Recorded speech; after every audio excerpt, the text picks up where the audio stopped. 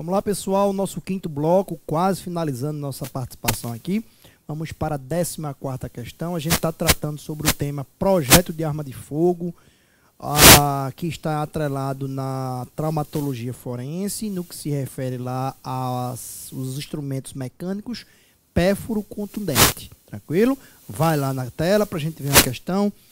14ª, Fundação Carlos Chagas, perito médico legista, Politecap 2017.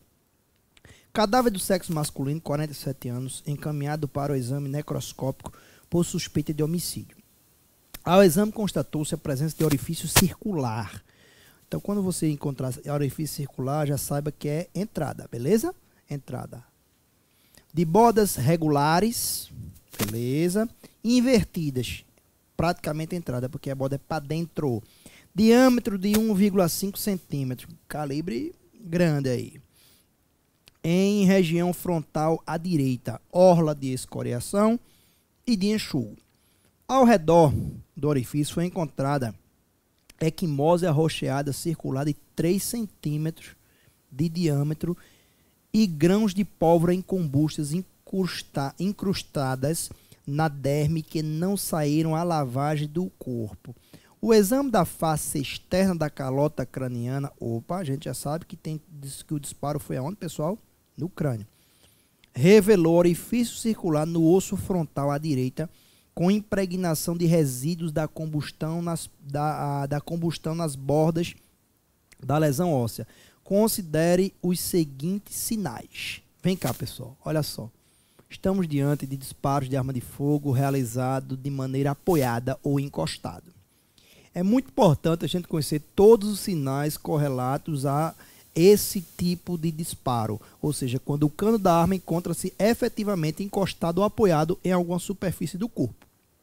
Quando temos o disparo em região óssea, por exemplo, crânio, um sinal mais importante, o que é mais recorrente em provas, é o que a gente chama de câmara de mina de Hoffman.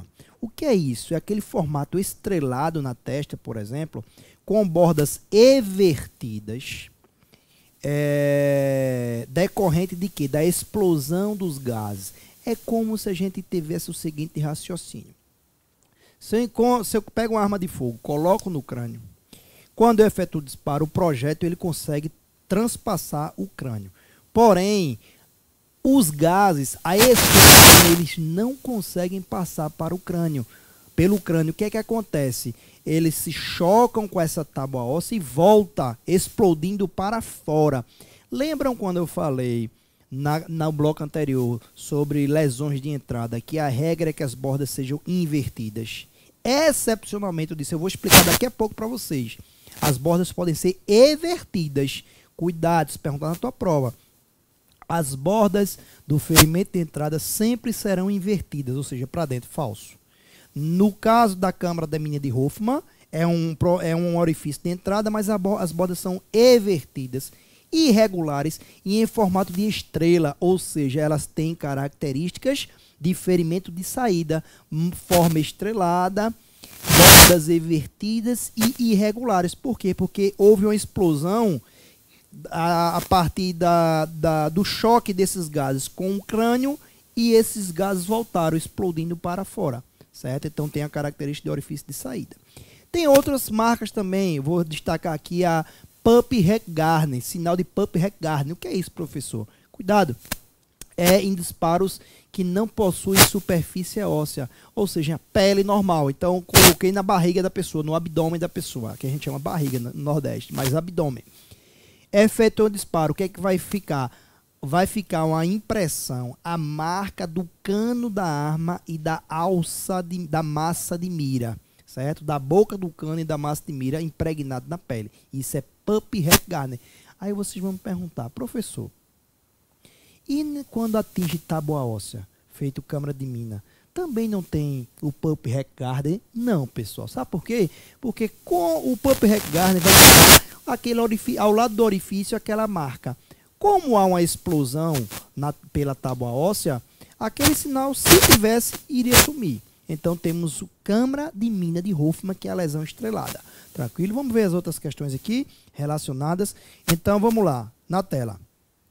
O ponto 1 aqui, ó. Tem sinal de Pup Heck-Gardner, ou Heck-Gardner que ele fala aqui? Não tem, pessoal. Não tem porque foi em tábua óssea.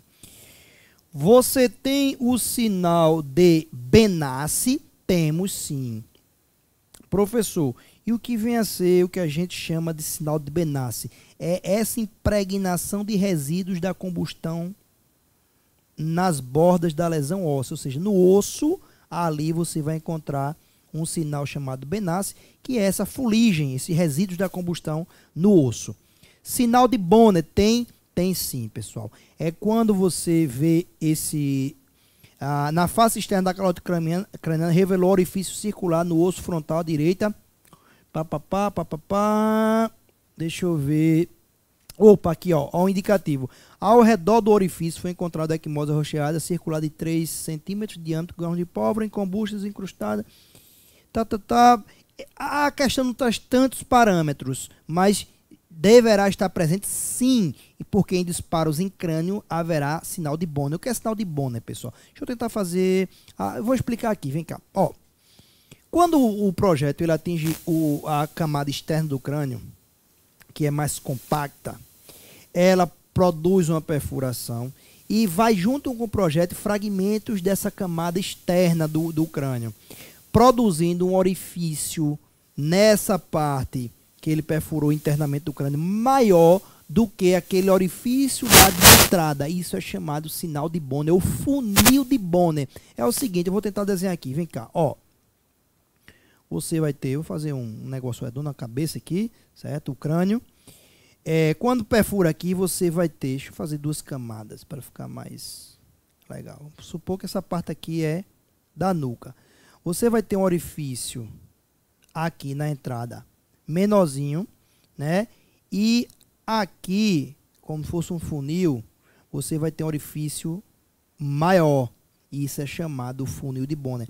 Na mesma proporção, quando o projétil ele vem e vai transfixar aqui, certo?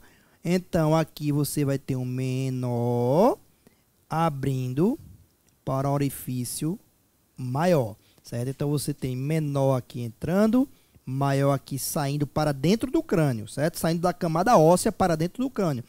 Você vai ter um menor entrando na camada óssea, saindo do crânio, e um maior aqui. Isso é chamado funil de Bonner ou sinal de Bonner.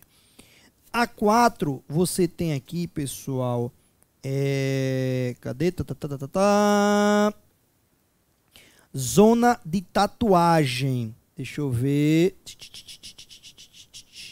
Invertidas, diâmetro frontal, equimose rocheada, tal, cadê tatuagem? Tem resíduos de prova, tem zona de tatuagem, aqui está correto, pessoal, zona de tatuagem. Cadê? Vamos ver mais, zona de esfumaçamento, você aqui, você não vai encontrar, né, de acordo com o anunciado da questão, e o que a gente chama de a orla equimótica, você encontra assim, que é o efeito secundário. Em verdade, pessoal, vou ser muito franco com vocês. O sinal de Bonner ele vai estar presente em tábua óssea, mas vamos seguir o que a questão cobra. Aqui ela não está dando nenhum indicativo, né? Não está dando nenhum indicativo nem de câmara de mina, que foi encostado, não está dando indicativo. Ah, perfeito. É regular, pessoal. Regular, invertido. Ele não está dando indicativo sobre o disparo encostado em crânio, certo? Desculpa, eu acabei confundindo. Então, o que é que a gente vai ter aqui? Sinal de Benassi vai ter. Bonner, a questão não traz nenhum parâmetro. Zona de tatuagem, temos. Na questão não traz parâmetro de zona de esfumaçamento e traz parâmetro de orla equimótica quando está falando aqui de escoriação e de enxugo, orla de escoriação e de enxugo em relação ao diâmetro. Então, questão complicadazinha, cabulosazinha. O 2, o 4 e o 6 estão corretos, gabarito letra C, pessoal. Certo? Perdão aqui. Vamos seguir efetivamente no estado da questão. E aqui não demonstra que o disparo foi encostado, não. Até porque teria câmara de mina de Hoffman. Eu vim com o pensamento né? Mas o que importa é que a gente acertou aqui. Vamos lá então, gabarito letra C. Vem cá comigo só para explicar melhor para vocês. Quando eu vi a questão, vi os sinais embaixo, eu já produzi um raciocínio aqui meu, opa, vou falar sobre os disparos encostados. E eu acabei eu mesmo me induzindo em erro, de imaginar que o disparo estava encostado, que tinha lesão estrelada. Mas depois eu fui retomar e vi que as bordas eram certinhas, né? As bordas eram regulares, eram invertidas, certo, pessoal? Então, o gabarito letra C. Tranquilo? Vamos para a 15ª questão na tela. As asfixias mecânicas se enquadram na categoria dos traumas de natureza físico-química. Show de bola.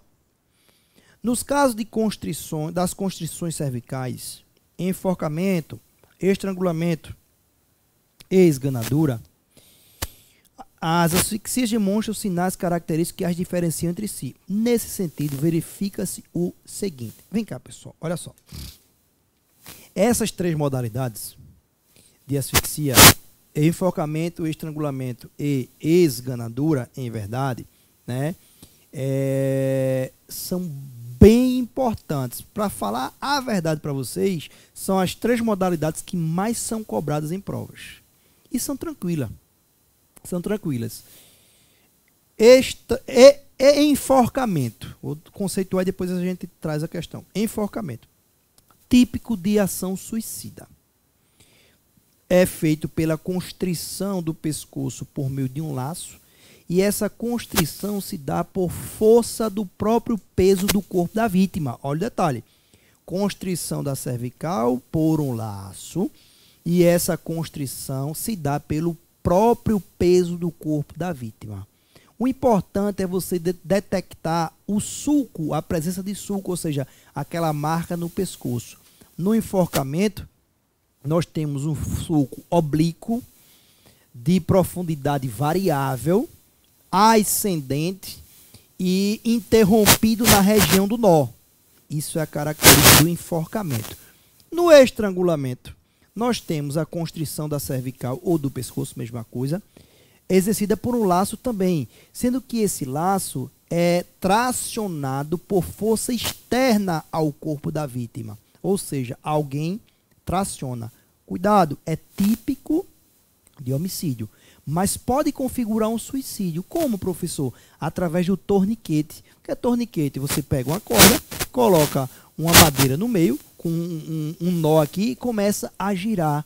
Isso aí vai gerar uma asfixia por estrangulamento. O sulco no estrangulamento, diferentemente do enforcamento, ele é horizontal, ele é de profundidade uniforme e sem interrupções. Então, decora a diferença do sulco do enforcamento e do estrangulamento, e decora também a forma de acionamento do laço.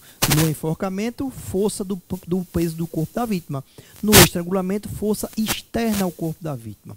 Na esganadura, ação exclusiva, ó o bizu, exclusivamente homicida. Ação exclusivamente homicida. Isso cai muito em prova. Se dá pela constrição da cervical, exercida pelas próprias mãos do agressor, certo? Não deixa marcas de sulco. Muito cuidado. Na esganadura não existem marcas. Existe, não de sulco, mas das unhas, das mãos do agressor, chamado de estigmas ungueais, escoriações das unhas. Não esquece disso. 3 modalidades de asfixia bastante importante, e que vocês, sabendo essas 3, a diferença entre elas, vocês conseguem resolver várias questões de prova. Volta lá na tela, vamos agora analisar. Assertiva A. No enforcamento, diferentemente de um estrangulamento, é possível reconhecer o material empregado no laço a partir da marca deixada na pele. Falso, pessoal. No enforcamento é possível, mas não diferentemente do estrangulamento. Os dois é possível através dessa marca. E essa marca é chamada o quê? Sulco. A diferença está nas características do sulco, mas em ambos os casos nós teremos sim essa marca deixada. Vamos para a assertiva B. A esganadura só ocorre de forma dolosa. Acabei de informar isso para vocês, corretíssimo. Uma vez que as formas acidental e culposa são afastadas pelo mecanismo de ação empregado. Corretíssimo. Lembrando que a esganadura também deixa marcas, não suco, mas o quê? Que a gente chama de estigmas ungueais. Fechou? Tranquilo? C.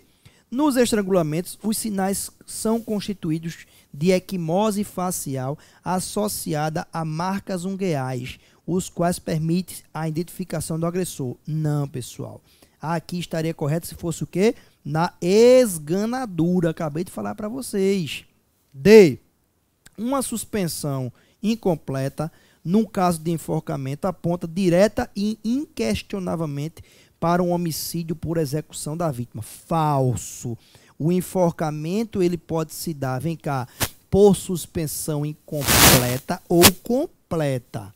Suspensão incompleta ou completa. Qual a suspensão incompleta? Quando parte do corpo da vítima mantém contato parcial com alguma superfície de apoio, algum ponto de apoio ou solo. Ou seja, tem cenas a pessoa sendo enforcada com parte do joelho no chão. Isso é enforcamento por suspensão incompleta. Já o enforcamento por suspensão completa, todo o corpo da vítima é erguido. A vítima não mantém nenhum contato com algum ponto de apoio ou superfície. Tranquilo? Não muda a característica. Pode ser suicida, que é a regra, e pode ser excepcionalmente homicida. Tranquilo? Não muda a regra. Volta lá. Dentre as asfixias por constrição cervical, a mais rápida delas, em termos de ocorrência da morte, é a representada pelo estrangulamento. Falso, pessoal. Olha só. Ao contrário, não podemos afirmar, não temos parâmetro para afirmar. Mas o estrangulamento e a esganadura podem demorar mais do que o próprio enforcamento. Por quê, professor?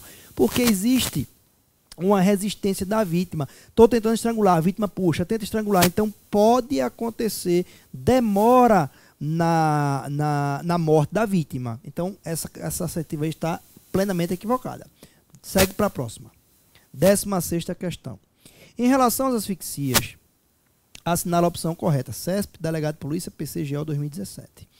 A projeção da língua e a exoftalmia são achados suficientes para concluir que houve morte não natural. Pessoal, isso aqui está falso, certo? Ele quer saber sobre as asfixias. Vem cá. A projeção da língua ou a projeção dos olhos, que é o que chama aqui exoftalmia, é uma característica própria, é uma característica das asfixias por esganadura. Vai deixar exatamente isso, por esganadura, certo? Porém, pode ser encontrado em mortes naturais quando o cadáver se encontra na fase de putrefação. Bizu importante, questão bem inteligente.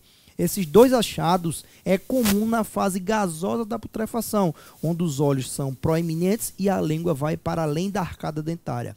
Então, repetindo, na asfixia por esganadura é um achado comum, porém não é exclusivo. Pode acontecer em mortes naturais quando o cadáver já se encontra no estado de putrefação, notadamente na fase gasosa, que a gente vai ver daqui a pouquinho. Beleza? Volta na tela. As equimoses das conjuntivas somente são encontradas nos casos de afogamento. Pessoal, tá falso. As equimoses das conjuntivas, elas são mais típicas nas hipóteses de sufocação indireta. Qual a sufocação indireta, professor? Pela compressão do tórax e abdômen. Quando, por exemplo, eu encosto uma pessoa na parede, faço pressão, ela não consegue praticar o movimento respiratório e gera uma asfixia. É bem comum a chamada máscara equimótica de Morestin. Anota isso, máscara equimótica de Morestin. Só para deixar claro para vocês, a sufocação ela pode ser direta.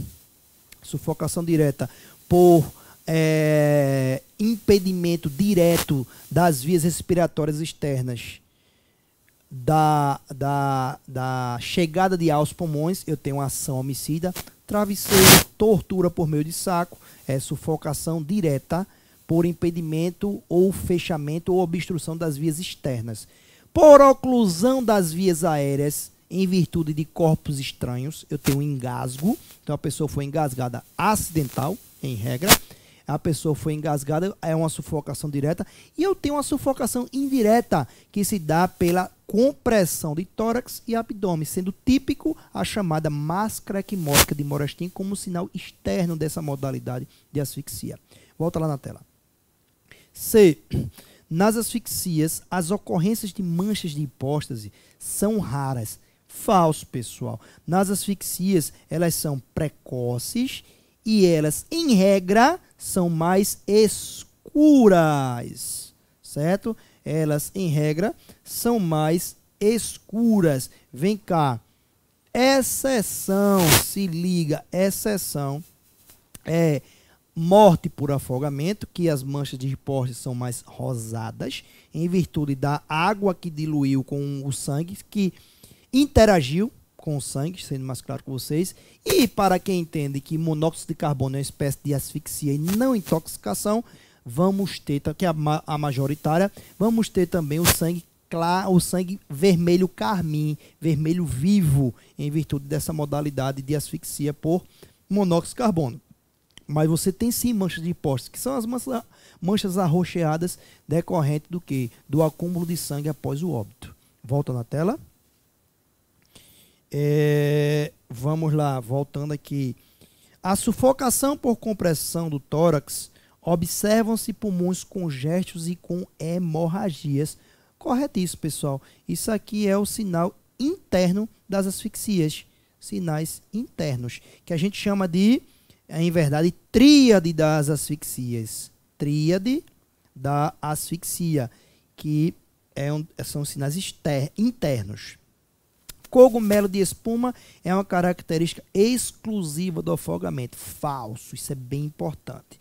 O cogumelo de espuma é um sinal encontrado em mortes por afogamento, mas pode ser encontrado também, anota isso, em mortes decorrentes por intoxicação de venenos. Veneno causa cogumelo de espuma também, algumas espécies de substância química do envenenamento, tranquilo? Então não é exclusivo do afogamento. É típico, mas não é exclusivo. Volta na tela. Próxima questão, 17ª. Em relação a aspectos médico-legais dos crimes contra a liberdade sexual, assinala a opção correta. Questão bem interessante. A presença de escoriação em cotovelo e de esperma na cavidade vaginal são suficientes para caracterizar o crime de estupro. Falso, pessoal. Olha só. Professor, quer dizer que o esperma na cavidade vaginal não constitui um elemento de certeza da prática da conjunção carnal? Constitui. Mas a questão aqui foi muito inteligente, colocou estupro. Conjunção carnal não é sinônimo de estupro. Para ser estupro, tem que haver conjunção carnal, outro ato libidinoso, precedido de violência ou grave ameaça. Certo? Então, volta lá. Se a questão dissesse a escoriação de cotovelo, certo? Essa aqui não é. Mas se dissesse a presença de esperma na cavidade vaginal é suficiente para caracterizar conjunção carnal, estaria correto. Certo? Tranquilo? B. Equimoses da margem do ânus, hemorragias por esgaçamento das paredes anorretais e edemas nas regiões circunvizinhas são características de coito anal violento. Correto. Essa questão é muito inteligente. Vem cá, ó. O ponto principal da medicina legal são as perícias sexuais que visam detectar se houve conjunção carnal ou se houve outro ato libidinoso. Esse outro ato libidinoso na assertiva B, lê-se sexo anal. Um dos sinais muito importantes para detectar a presença de conjunção anal, prática de sexo anal, é a lesão chamada de lesão de Haggardy, fístula anal e lesão de Haggardy. Pode ser encontrada, professor, no sexo anal consentido? Pode. Agora, quando você tem o esgaçamento das paredes anorretais e você tem hemorragias, que cita aqui na questão, hemorragias, isso é típico de sexo anal praticado mediante violência. Vai detectar o crime de estupro. Corretíssimo. Tranquilo? Volta na tela. Em crianças com mudanças de comportamento, a presença de eritemas confirma o diagnóstico de abuso sexual. Pessoal, nada a ver. A presença de eritemas que são queimaduras, em verdade, calor direto, pode caracterizar o crime de tortura 9455/97, que vocês estão vendo aí com outro professor. Pode caracterizar o crime de maus tratos previsto no Código Penal, dentre outros, mas não não é um ato confirmatório de abuso sexual. Pode ser um indício. D. A vasectomia feita no indivíduo antes dele cometer um crime de estupro impede a obtenção de dados objetivos desse crime. Pessoal, vem cá, isso é muito legal. Ó, quais são os elementos que atestam certeza de condição carnal? Presença de esperma na cavidade vaginal, ruptura imenal, aí eu vou comentar na assertiva E, que eu já estou vendo aqui que tem, ruptura imenal, presença de glicoproteína P30 e fosfatase ácida. Muito cuidado. A presença da fosfatase ácida, a fosfatase ácida, para ser melhor, elas podem estar presentes mesmo em indivíduos vasectomizados. Se liga nessa dica. Mesmo o indivíduo sendo vasectomizado, pode ser encontrado na cavidade vaginal fosfatase ácida. Tranquilo? Vai na tela. Para a gente finalizar, a integridade do ímen invalida o diagnóstico de conjunção carnal. Pessoal, não. Muito cuidado no chamado ímen complacente. A ruptura imenal constitui um elemento de certeza, né, para a medicina legal. Constitui um elemento de certeza da prática de conjunção carnal. Porém, a sua integridade não vai detectar certeza de que a vítima não manteve relação sexual. Cuidado no chamado ímen complacente, que possui elasticidade excessiva, e a prática de conjunção carnal pode não fazer rompê-lo, ou quando a mulher está muito lubrificada, que é difícil ter no estupro, está bem lubrificada, pênis pequeno. Então, o ímen complacente, ele pode ser submetido, pode durar, melhor dizendo, pode não se romper com a prática de várias conjunções carnais. Então, a integridade do ímen, não por si só, não invalida o diagnóstico de conjunção carnal. Outro ponto bastante importante sobre a perícia sexológica, que costuma muito cair, ela pode recair em mulheres grávidas? Pode. Pode recair em criança? Pode. Pode recair em face de homem? Pode, porque conjunção carnal não, desculpe, estupro. A perícia sexológica que visa detectar o crime de estupro pode recair sobre crianças, mulheres grávidas, homens. Por quê? Porque o estupro envolve conjunção carnal ou outro ato libidinoso diverso da conjunção carnal. Certo, pessoal? Vamos para a 18ª questão e a gente finaliza. Questão interessante, papiloscopista, PCPA 2016. Segundo a literatura médico-legal, a cronotanatognose, que é um assunto que a gente já viu, por isso que a gente consegue matar rapidamente, é utilizada para, assertiva A, indicar a quantidade de tempo que a vítima estaria ameaçada de morte. Isso aqui é ridículo, né? Já elimina aí. B, indicar o tempo médio de vida da vítima. Também não tem nada a ver sobre isso. Determinar o tempo médio de duração da gestação. Aqui está ligado à sexologia, certo, pessoal? A seara da sexologia, no que se refere à gestação. D, indicar a idade da vítima no momento da morte. Nada a ver também. Aí seria, talvez, antropologia. Talvez, se a vítima não tivesse identificação. E restou a letra E, assertiva E, determinar o tempo aproximado de morte da vítima. Tranquilo? Então, a cronotanatognose é uma divisão da tanatologia que visa exatamente determinar a aproximação, o tempo aproximado que se deu o óbito da vítima. Tranquilo? Próximo bloco a gente finaliza, mas a gente está na 18ª, são 24 questões, temos mais 6 questões, talvez a gente grave um pouquinho de mais um bloquinho extra para a gente matar todas elas. Tranquilo? Abraço.